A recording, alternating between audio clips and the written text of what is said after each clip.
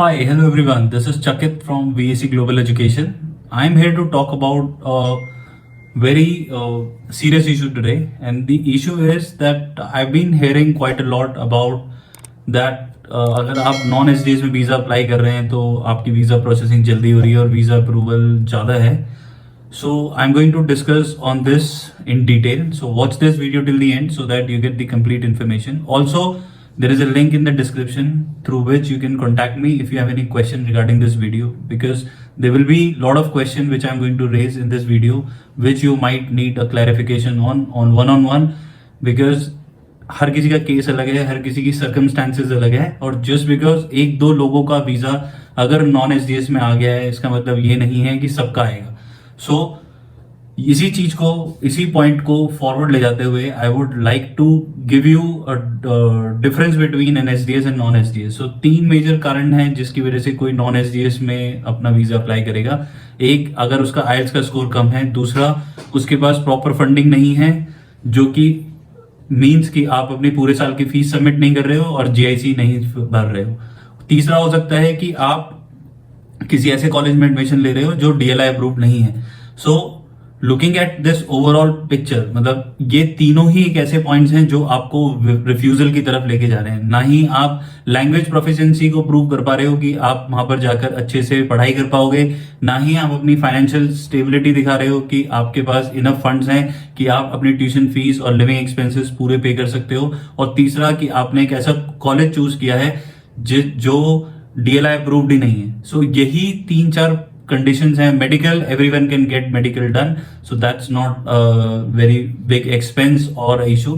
सो आपको किन चीजों का ध्यान देना है कि बहुत सारे कंसल्टेंट हैं, and I am going to stress on this, कि वो just because they want to do not want to miss out on the opportunity of submitting the application और वीजा के लिए, तो उन्होंने क्या किया है कि कनाडा को एक ड्रॉप बॉक्स वीजा की तरह उसको यूज कर रहे हैं कि अगर 100 एप्लीकेशन उन्होंने नॉन एच डी एस को प्रमोट करते करते उन्होंने फाइल की, 2-4-5 के वीजा आ गए और then they are promoting those 5 visas, which is not a very good practice.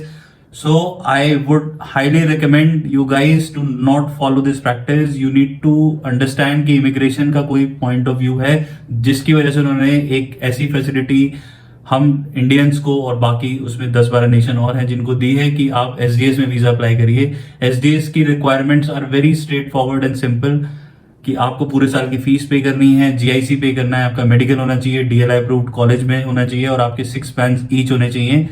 सो अगर आप एसडीएस में अप्लाई करते हैं, अभी जो करंट पीपीआर का जो टाइम है वो रफली अराउंड 90 डेज है, which they have also reduce to 12 weeks now, जो कि बहुत पहले 16 हफ्ते भी था, 6 महीने तक फाइल्स वेटिंग थी. बट इमिग्रेशन जो अभी कमिट कर रहा है कि वो अपने प्रोसेसिंग टाइम को रिड्यूस करके हमें फास्टर एप्लीकेशन प्रोसेस करने के लिए देगा.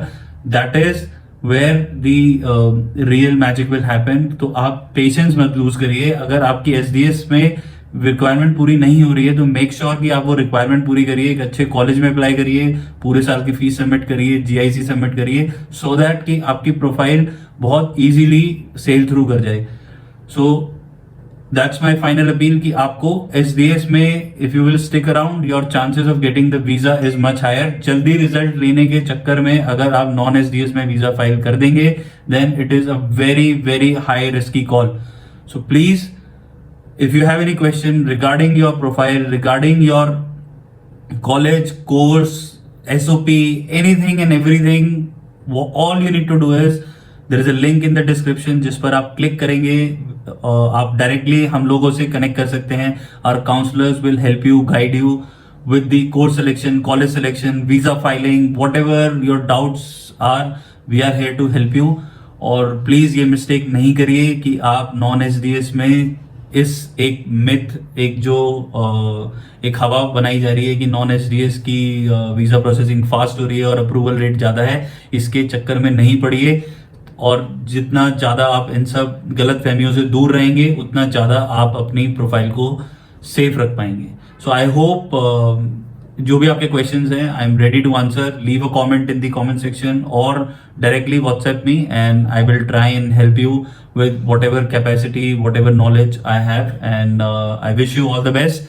If you have liked this video, then hit the like button, share it with your friends, and subscribe to VAC.